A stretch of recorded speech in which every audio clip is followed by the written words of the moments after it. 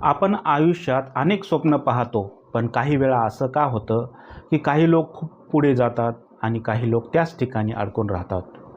याचं कारण अनेकदा बाहेर नसतं, ते आपल्या मनात असतं.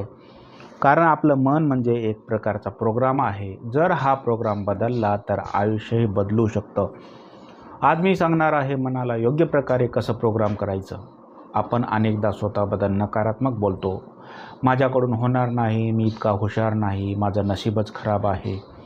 पण आपण लक्ष देत नाही की हे शब्द आपण दररोज आपल्या मनाला सांगत असतो आणि हळूहळू आपलं सबकॉन्शियस माइंड ते खरं मानायला लागतं. मनाचे दोन भाग असतात, एक म्हणजे कॉन्शियस माइंड आणि दुसरं म्हणजे सबकॉन्शियस माइंड. कॉन्शियस माइंड विचार करतं, पण सबकॉन्शियस माइंड आपल्या आयुष्यावर परिणाम करतं. जे विचार आपण वारंवार करतो ते सबकॉन्शियस माइंडमध्ये साठतात आणि त्यानुसार आपले निर्णय आणि कृती घडतात.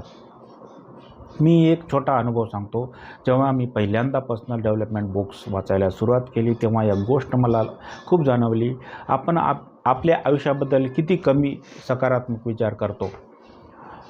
पण जेव्हा मी दररोज थोडे सकारात्मक विचार करायला सुरुवात केली तेव्हा माझ्या निर्णयामध्ये आणि आत्मविश्वासात हळूहळू बदल दिसायला लागला.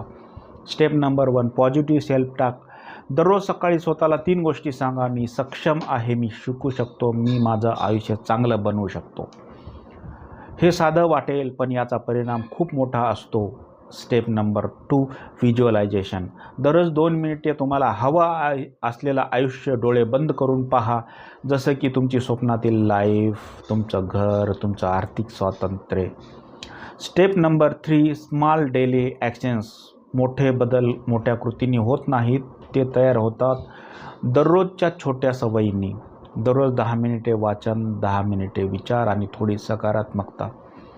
जीवनात अनेक वेळा आपल्याला वाटतं की परिस्थिती कठीण आहे, पण कधीकधी आपल्याला परिस्थिती बदलण्यापूर्वी आपले विचार बदलावे लागतात. कारण आपले विचार बदलले तर कृती बदलतात आणि कृती बदलल्या तर आयुष्यही बदलू शकतं. म्हणून आजपासून एक छोटा प्रयोग करा. दररोज स्वतःबद्दल थोडे सकारात्मक विचार करा.